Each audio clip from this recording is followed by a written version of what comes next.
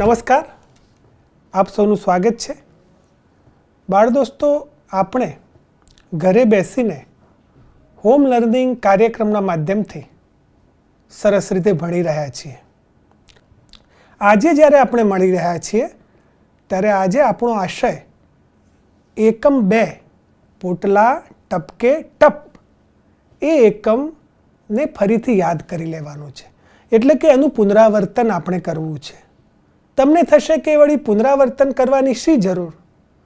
તો મિત્રો, આપણે જેમ જેમ આગળ ભણતા ગયા, એક પછી એક એકમ શીખતા ગયા, એમ આપણે પાછળ જે કંઈ ભણ્યા છીએ એ ભૂલી ન જવાય, એ તાજું રહે, એ હેતુ તો હોય જ ને. અને એટલા માટે આપણે પુનરાવર્તન કરવું પડે. તો સૌ પ્રથમ આપણે તમારા પાઠ્યપુસ્તકનો 2 નંબરનો એકમ પોટલા ટપકે ટપ એને જરા જોઈ લઈએ. આ એકમમાં સૌ પ્રથમ આપણે શું જોયું હતું? ગીતડું જોયું હતું. તો એ ગીતડું યાદ છે? પેલા પંખીને જોઈ મને થાય, એના જેવી જો પાંખ મળી જાય, તો આભલે ઉડ્યા કરું, બસ ઉડ્યા કરું. પેલા પંખીને જોઈ મને થાય, એના જેવી જો પાંખ મળી જાય, તો આભલે ઉડ્યા કરું, બસ ઉડ્યા કરું. તો આ ગીત આપણે સરસ રીતે ગાયા હતા. એ પછી આપણે શું જોયું હતું? વાર્તા. એ વાર્તા આપણે વાંચી હતી અને વાર્તાનું શીર્ષક હતું વાદળાની ગમ્મત. તો એ વાદળાની ગમ્મત માણવાની પણ કેવી મજા પડી હતી. મેં તમને આખી વાર્તા વાંચી સંભળાવી હતી, એ યાદ છે ને?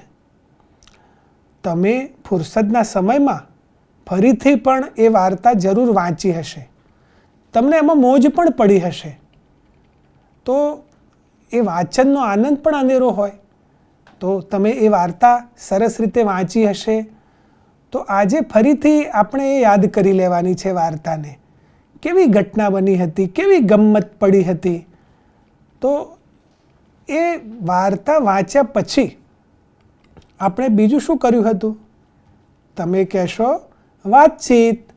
એ વાતચીત આપણે પ્રવૃત્તિ દ્વારા અહીંથી આપણે તમને સમજ આપી હતી કે કેવી રીતે વાતચીત કરવાની. અને પછી તમે એ વાતચીત કરી હતી. તમે તમારા ભાઈ કે બહેન સાથે, મમ્મી કે પપ્પા સાથે વાતચીત જરૂર કરી હશે. એમની હાજરીમાં તમે વાતચીત કરી હશે. એ નિમિત્તે તમે કંઈ ને કંઈ બોલ્યા હશો. તો એ પણ મજાની પ્રવૃત્તિ આપણે કરી હતી. તમે એ પછી શું કર્યું હતું એ પણ જોઈ લઈએ. તો વાર્તામાં જે કંઈ ઘટનાઓ હતી એ ઘટના સાચી છે કે ખોટી? એટલે ઘટના તો વાર્તામાં હોય સાચી હોય, પણ એ ઘટનાને જો જુદી રીતે રજૂ કરી હોય તો ત્યાં તમારે ખોટું કરવાનું હતું. અને જો સાચી રીતે એ ઘટનાનો ઉલ્લેખ થયો હોય તો ખરાનું ચિહ્ન કરવાનું હતું. એ પણ આપણે કર્યું હતું. એ પછી તમારે વાર્તાને લગતા જ કેટલાક પ્રશ્નો, અને એ પ્રશ્નોના ઉત્તર તમારે માત્ર ને માત્ર એક જ શબ્દમાં લખવાના હતા. અને તમારી સમક્ષ તમે જોઈ શકો છો કે એને માટે જગ્યા આપેલી હતી.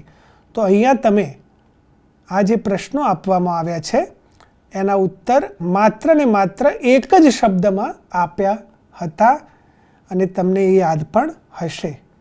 એ પછી આપણે સાચા અર્થવાળું જે વાક્ય હોય એની સામે આપણે ખરાની ચિહ્ન કરવાનું હતું. એટલે કે વાર્તામાં જે કોઈ ઘટના હતી એ ઘટનાને લગતી 2-3 સ્થિતિઓ, એટલે કે 3 સ્થિતિઓ અહીં આપવામાં આવી હતી. અને તમારે જેમાંથી સાચો અર્થ પ્રગટ થતો હોય એની સામે ખરાનું ચિહ્ન કરવાનું હતું. આગળ જે ખાનું આપ્યું છે એમાં તમે ખરાનું ચિહ્ન કર્યું હશે. તો આ પ્રવૃત્તિનો આશય પણ એ જ હતો કે તમે વાર્તાને બરાબર પામ્યા છો? સારી રીતે વાર્તા સાંભળી હતી તમે? જો સાંભળી હશે તો તમે સાચો અર્થ ધરાવતું જે વાક્ય છે, સાચા અર્થ ધરાવતા વાક્ય સામે તમે યોગ્ય રીતે ખરાનું ચિહ્ન જરૂર કર્યું હશે. તો આ બધી જ પ્રવૃત્તિઓ આપણે રસ લઈને કરી હતી. અને એ પછી બાળ દોસ્તો, હોમ લર્નિંગના આ કાર્યક્રમમાં જ્યારે પણ આપણે મળ્યા છીએ ત્યારે ભાષાની તો વાત થઈ છે, સાથે સાથે ક્યાંક ને ક્યાંક વાર્તા તમારે સાંભળવાની બની છે. દરેક એકમમાં ક્યાંક ને ક્યાંક એક વાર્તા તમે માણી છે, વાંચી છે, સાંભળી છે. તો એ વાર્તા જ્યારે તમે સાંભળો છો ત્યારે વાર્તામાં એક ઘટના હોય છે, બનાવ હોય છે, કશોક પ્રસંગ હોય છે. તો એ પ્રસંગને તમારે યાદ રાખવાનું કે આના પછી આ બન્યું હતું, આના પછી આ બન્યું હતું. વાર્તા જો તમે સારી રીતે સાંભળી હોય તો એક ઘટના પછી બીજી ઘટના, પછી ત્રીજી ઘટના, એ બધું તમને સ્વાભાવિક રીતે જ યાદ રહે. તો એ વાક્યોને વાર્તાના ક્રમમાં ગોઠવવાની પ્રવૃત્તિ પણ તમે સૌએ કરી જ હતી. ખાસ કિસ્સામાં તમારી સમક્ષ પરિસ્થિતિ મૂકી આપવામાં આવી હતી કે અમુક પરિસ્થિતિ નિર્માણ થાય ત્યારે તમે શું કરો અથવા શું થાય. ત્યાં તમારે તર્ક લડાવવાનો હતો, વિચારીને જવાબ આપવાનો હતો, ચિંતન કરવાનું હતું અને તમારે એના જવાબ લખવાના હતા. તો એ પ્રવૃત્તિ પણ તમે સરસ રીતે કરી હતી. સાથે સાથે રીડિંગ ક્રિકેટની રમત, વાંચન માટેની વિશિષ્ટ પ્રવૃત્તિ પણ આપણે કરી હતી કે સારી રીતે વાંચવું એક કળા છે. તમે સારી રીતે વાંચી શકો, આરોહ અવરોહ યુક્ત વાંચન કરી શકો, ભાવવાહી વાંચન કરી શકો, એ હેતુ રીડિંગ ક્રિકેટની રમતનો હતો અને તમે એ પણ પ્રવૃત્તિ બહુ સરસ રીતે કરી હતી. મિત્રો, જેવી રીતે વાંચનનું મહત્ત્વ છે, આરોહ અવરોહ સાથે ભાવવાહી વાંચનનું જે મહત્ત્વ છે એવું જ મહત્ત્વ સારી રીતે લખવાનું પણ છે. લખવું એ પણ એક કળા છે.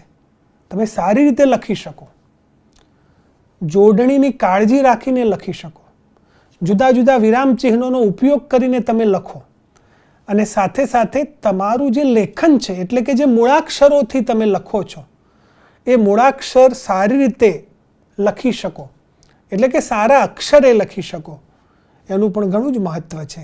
એટલે એને લગતી પ્રવૃત્તિ પણ આપણે આ એકમમાં કરી જ હતી, જેને આપણે અનુલેખન કહીએ છીએ. કશુંક સરસ રીતે આપેલું હોય, એક ફકરો હોય, એક પરિચ્છેદ હોય, એ પરિચ્છેદને અથવા તો એ ફકરાને તમે સરસ રીતે એમાં આપ્યું છે એ જ રીતે ભૂલ વગર સારા અક્ષરે લખી શકો, એ એક કળા છે. તો એ અનુલેખનની પ્રવૃત્તિ પણ આપણે કરી હતી અને મને વિશ્વાસ છે કે અહીંયાથી જે પ્રવૃત્તિ કરાવવામાં આવી હતી અનુલેખનની પાઠ્યપુસ્તક દ્વારા, એ તો તમે કરી જ હશે. સાથે સાથે નવરાશના સમયે તમે તમારી રીતે પણ કેટલાક ફકરા લખ્યા હશે, તમારા વાલીને બતાવ્યા હશે. તો એ પણ આપણે સરસ રીતે પ્રવૃત્તિ કરી હતી. પછી શું કર્યું હતું એ પણ જોઈએ સ્ક્રીન પર. એ પછીની જે પ્રવૃત્તિ હતી એમાં હમણાં મેં જેમ વિરામ ચિહ્નની આપને વાત કરી, તો પૂર્ણ વિરામ મૂકવાની વાત, જે વાક્ય બનતું હોય ત્યાં પૂર્ણ વિરામ અને વાક્ય ન હોય ત્યાં માત્ર લખવાનું હતું નથી. એટલે વાક્ય ક્યારે બને છે? એક ચોક્કસ વિચાર સરસ રીતે રજૂ થયો હોય અને છેલ્લે આપણે પૂર્ણ વિરામ એટલે કે ટપકું કરીએ, પૂર્ણ વિરામનું ચિહ્ન કરીએ ત્યારે એ વાક્ય બને છે. તો એ વાક્યની પ્રવૃત્તિ પણ તમે કરી હતી. જેમ કે અહીંયા તમે જોઈ શકો છો સ્ક્રીન પર, બધા વાદળા પાણી ભરીને આવ્યા. તો આ એક વાક્ય બને છે, એક ઘટના છે. વાદળા શું કરીને આવ્યા? પાણી ભરીને આવ્યા. તો આવ્યા પછી આપણે પૂર્ણ વિરામ એ ચિહ્ન કરવું પડે. જ્યારે અન્ય કેટલાક વાક્યો છે, અમે રોજ સાંજે બાગમાં ફરવા, તો આ વાક્ય પૂરું બનતું નથી, તો ત્યાં આપણે શું લખવાનું હતું? નથી. એ પછી ગીતડું પણ ફરીવાર આવ્યું હતું. તો આ સરસ મજાનું ગીત આપણે માણ્યું હતું અને આ ગીતમાં કેટલાક વિશિષ્ટ શબ્દો પણ આપણે મિત્રો જોયા હતા અને એ શબ્દો તમને યાદ રહ્યા જ હશે. એ પછી મોટેથી વાંચવાની પ્રવૃત્તિ, વાતચીતની પ્રવૃત્તિ પણ આપણે કરી હતી. સાચા વાક્યોની સામે સાદું વાદળ દોરવાનું હતું અને ખોટા વાક્યની સામે વરસતું વાદળ દોરવાનું હતું. એ પ્રવૃત્તિ કરી હતી. એ પછી જીલ ગાન કર્યું હતું, અભિનય કર્યો હતો. અભિનય કરવાની તો કેવી મજા પડી હતી. અને સરખા અક્ષરો વારંવાર આવે એવા શબ્દો કવિતામાંથી શોધીને લખવાની પ્રવૃત્તિ. મેં હમણાં જે કવિતાની વાત કરી એમાં કેટલાક એવા શબ્દો છે કે જેમાં સરખા અક્ષરો વારંવાર આવે, રીમ જીમ, અલક મલક. તો આ કેવી રીતે એનું ઉચ્ચારણ થાય છે તમે જોઈ શકો છો. અને એ પછી ગૃહ કાર્ય પણ તમે સરસ રીતે કર્યું હશે એનો અમને વિશ્વાસ છે. એક અને એક કરતાં વધુ, એક બતક હોય, એક કરતાં વધુ હોય તો કેવી રીતે લખાય, કેવી રીતે વંચાય, આ બધી જ પ્રવૃત્તિ આપણે મિત્રો સરસ રીતે કરી હતી. એ જ રીતે ચોક્કસ મૂળાક્ષરો કેવી રીતે લખી શકાય એની પ્રવૃત્તિ પણ આપણે કરી હતી. પોટલા ટપકે ટપ એકમમાં કેટલી બધી વિધ કહેવાય એવી પ્રવૃત્તિઓ આપણે કરી હતી અને તમે સૌએ એમાં સરસ રીતે ભાગ પણ લીધો હતો. પણ આજે આપણે એ એકમમાં જે કંઈ શીખ્યા હતા, જે કંઈ માણ્યું હતું ને જાણ્યું હતું એને યાદ કરી લેવાની પ્રવૃત્તિ કરી રહ્યા છીએ. તો આપણે હવે સ્ક્રીન પર સરસ મજાની એક પ્રવૃત્તિ જોઈએ. ઉદાહરણ પ્રમાણે બીજા શબ્દો બનાવો. તમને અહીં એક ઉદાહરણ આપવામાં આવ્યું છે. એ ઉદાહરણ મુજબ તમારે બીજા શબ્દો બનાવવાની પ્રવૃત્તિ કરવાની છે. પહેલાં તો આ શબ્દને આપણે સમજી લઈએ. એક શબ્દ છે કાબર. આ શબ્દથી તમે પરિચિત છો. એક હોય તો એને આપણે કાબર કહીએ. એક પક્ષીનું નામ છે, તમે સારી રીતે જાણો છો. પણ એક કરતાં વધારે કાબર હોય એટલે કે એ કાબર નામનું પક્ષી આંગણામાં આવ્યું હોય પણ એક કરતાં વધારે હોય સંખ્યામાં તો તમે શું કહેશો? કાબરો આવી છે. કાબર આવી છે, કાબરો આવી છે એમ કહેશો ને.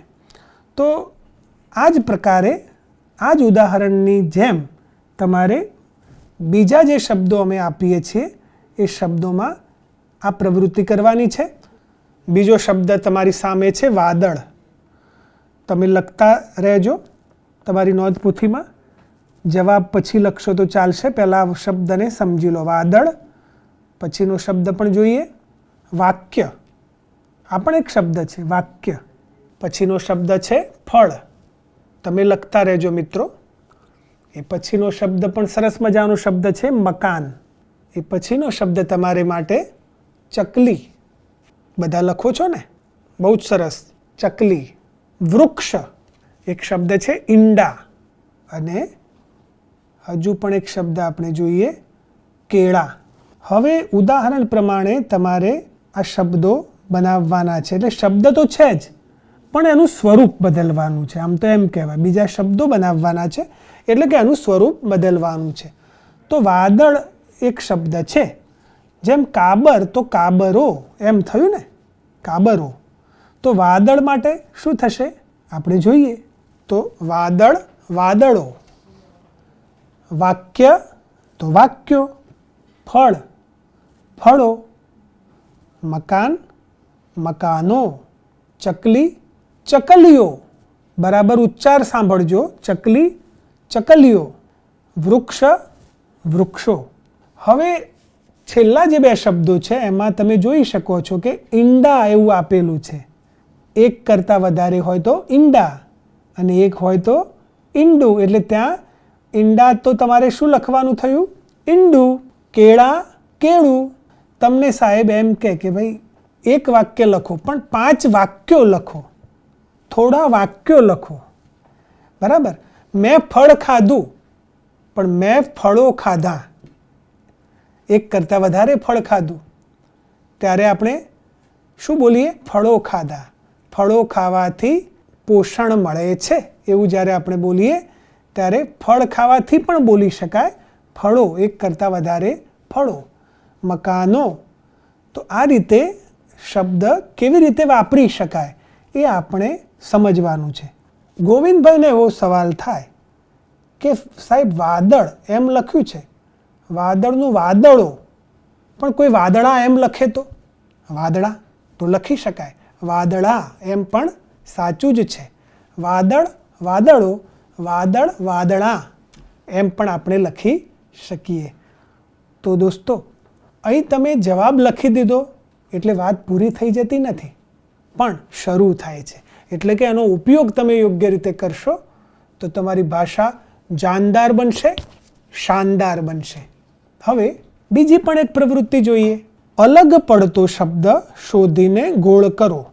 એટલે કે જે કોઈ શબ્દ આપેલા છે એ શબ્દ શાને લગતા છે, કયા વિભાગના છે, નિર્જીવ વસ્તુ છે કે સજીવ વસ્તુ છે, ઘરમાં છે, બહાર છે. અનેક રીતે આપણે શબ્દોને જોતા હોઈએ છીએ. તો એ તમારી સામે શબ્દો છે, હું વાંચું છું મોટેથી: કાબર, કીડી, વીંછી, મંકોડો, કાન ખજૂરો. તો આમાં જુદો પડતો શબ્દ તમે કયો કહેશો? કીડી, વીંછી, મંકોડો, કાન ખજૂરો આ બધા જીવજંતુઓ છે, તમે જોઈ શકો છો. જ્યારે કાબર છે એ પંખી છે.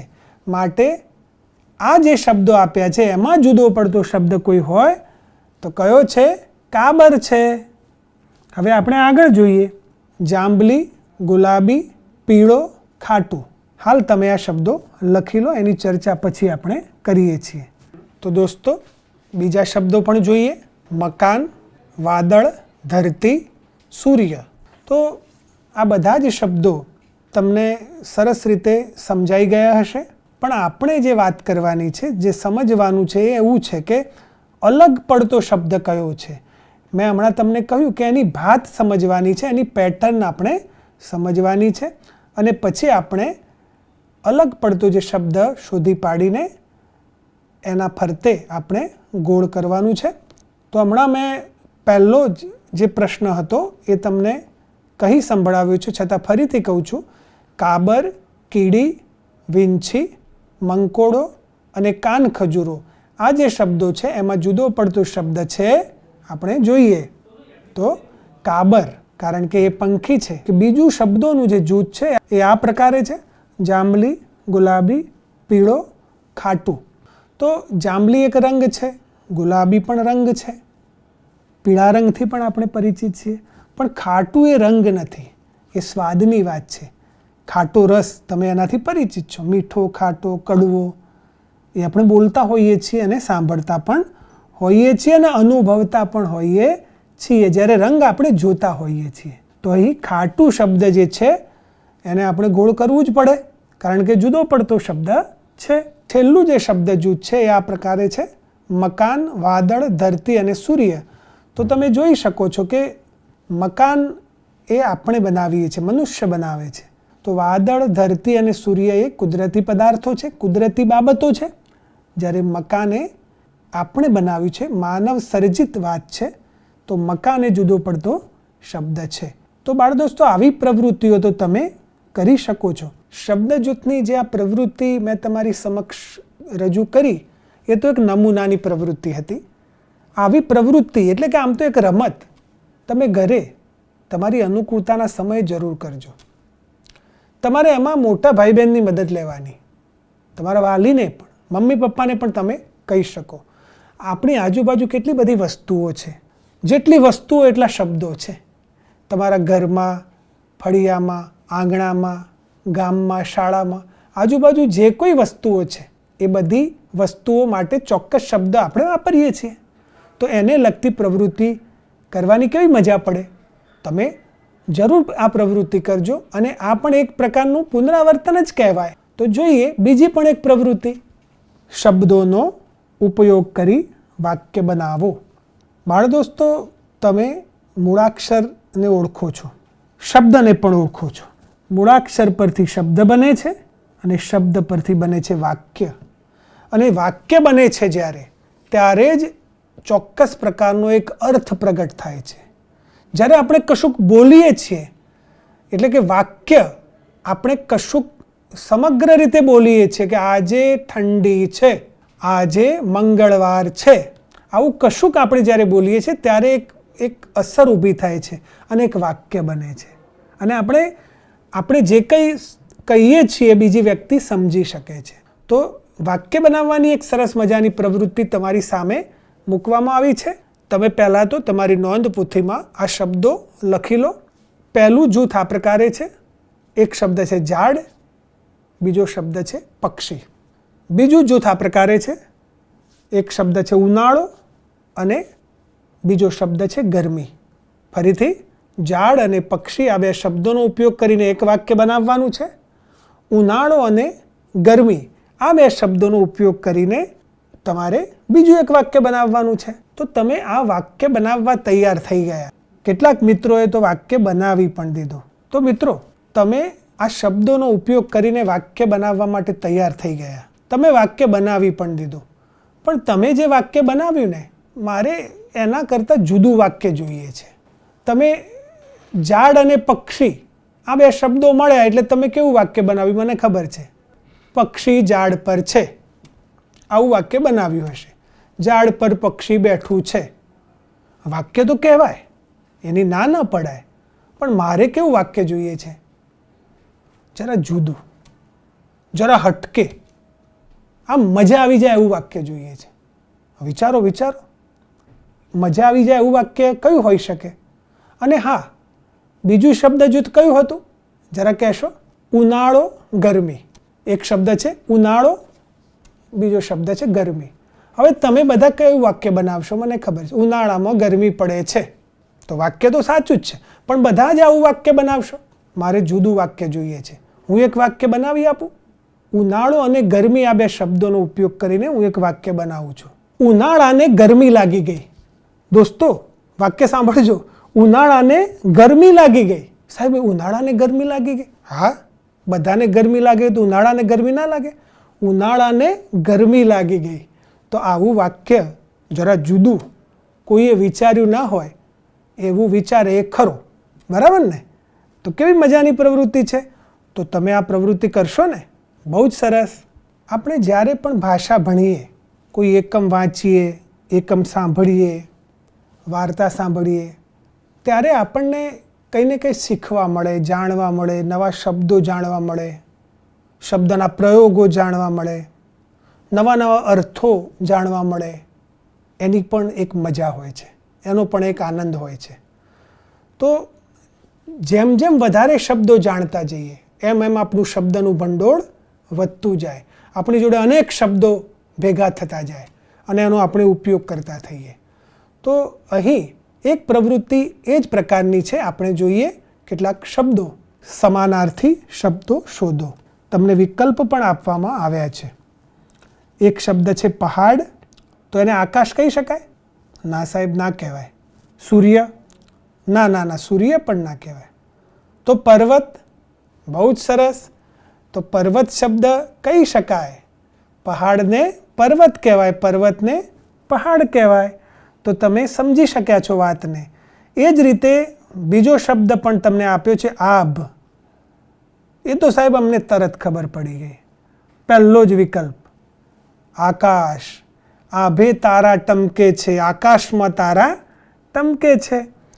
અને સૂરજ એવો ત્રીજો શબ્દ છે. તો સૂરજ માટે અમે સૂરજના છડીદાર એમ પણ કહીએ, અને સૂર્ય એમ પણ આપણે કહીએ છીએ. તો જવાબ જરા નોંધી લઈએ. પહાડ તો પર્વત, આભ તો આકાશ, સૂરજ તો સૂર્ય. તો બાળ દોસ્તો, આ તો 3 શબ્દોની તમને મેં વાત કરી. હવે બીજી પણ આવી એક સરસ મજાની પ્રવૃત્તિ જોઈએ સ્ક્રીન પર. વિરોધી અર્થવાળા શબ્દો શોધો.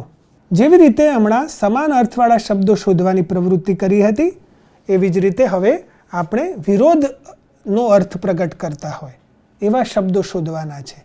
એટલે ઉલટો અર્થ પ્રગટ કરતા હોય એવા શબ્દો આપણે શોધીને લખવાના છે. તો અહીંયા જે શબ્દો આપ્યા છે મોટેથી હું તમને વાંચી સંભળાવું છું. સૂર્યોદય, ઠંડી, અંધારું, નાનું, કાળું અને હાર. હવે તમારી સામે જે વિકલ્પમાં કૌંસમાં શબ્દો આપ્યા છે એ પણ જોવા જેવા શબ્દો છે. ધોળું, અજવાળું, સૂર્યાસ્ત, મોટું, ગરમી અને જીત. તમે જોઈ શકો છો સૂર્યોદય, સૂર્યનો ઉદય. તો એનો વિરોધી અર્થવાળો શબ્દ કયો હોઈ શકે? ધોળું હોઈ શકે? ના સાહેબ. અને અજવાળું? અજવાળું પણ નહીં સાહેબ. તો સૂર્યાસ્ત. બહુ સરસ. ઉદય તો અસ્ત, સૂર્યોદય, સૂર્યાસ્ત. તો આવી જ રીતે ઠંડી તો તમે તરત બોલી પડ્યા, ગરમી. અંધારું તો અજવાળું. નાનું તો એનો વિરોધી શબ્દ મોટું. કાળું તો પહેલો જ જે શબ્દ આપ્યો છે એનો વિરોધી શબ્દ છે ધોળું, અને એની હાર થઈ તો કે એની હાર નહીં જીત થઈ, તો હાર તો જીત. હવે બધા જ જવાબો આપણે એકસાથે જોઈ લઈએ અને લખી પણ લઈએ. સૂર્યોદયનો વિરોધી શબ્દ છે સૂર્યાસ્ત, ઠંડીનો વિરુદ્ધાર્થી શબ્દ છે ગરમી, અંધારું શબ્દનો વિરુદ્ધાર્થી શબ્દ છે અજવાળું, નાનું શબ્દનો વિરુદ્ધ અર્થવાળો શબ્દ છે મોટું, કાળું શબ્દનો વિરોધી શબ્દ છે ધોળું, અને હાર શબ્દનો વિરોધી શબ્દ છે જીત. હવે કોઈને એવો સવાલ થાય કે સાહેબ જીત શબ્દનો વિરોધી શબ્દ કયો છે? તો હાર. એટલે એવું નથી કે ઠંડીનો વિરોધી ગરમી, તો ગરમીનો વિરોધી શબ્દ ઠંડી. આ પણ આપણે સમજવાનું છે. તો મિત્રો આ બધા જ શબ્દોનો મહાવરો આપણે કરતા રહીએ, વિચારતા રહેવાનું કે આ શબ્દ છે તેનો વિરોધી શબ્દ હોઈ શકે, હોય તો કયો હોય, અને કેમ એ જ શબ્દ, બીજો કેમ નહીં. તો આ બધું જ આપણે વિચારવું જોઈએ, અને વિચારીને જ્યારે આપણે એ શબ્દનો ઉપયોગ કરતા થઈએ, મોટેથી બોલીએ, ક્યારેક જરૂર પડે તો લખીએ, એ શબ્દનો વ્યવહારમાં ઉપયોગ કરીએ, તો આપણી ભાષા વધારે સારી બને. તો બાળ દોસ્તો, પોટલા ટપકે ટપ એકમ 2 એનું પુનરાવર્તન આપણે જોયું છે. આ એકમ તમે સરસ રીતે ભણ્યા હતા.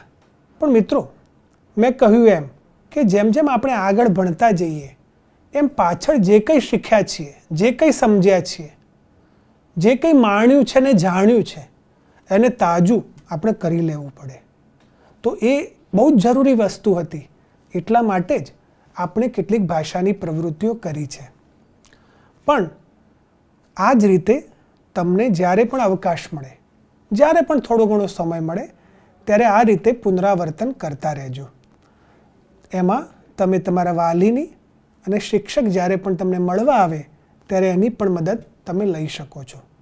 મિત્રો, ભાષા એના ઉપયોગથી શીખાય છે. જેટલો તમે વધારે ઉપયોગ કરશો, નવા નવા શબ્દોનો ઉપયોગ કરશો, નવા શબ્દ વાપરતા થશો, તો તમને ભાષા વધારે આવડશે, સારી રીતે આવડશે.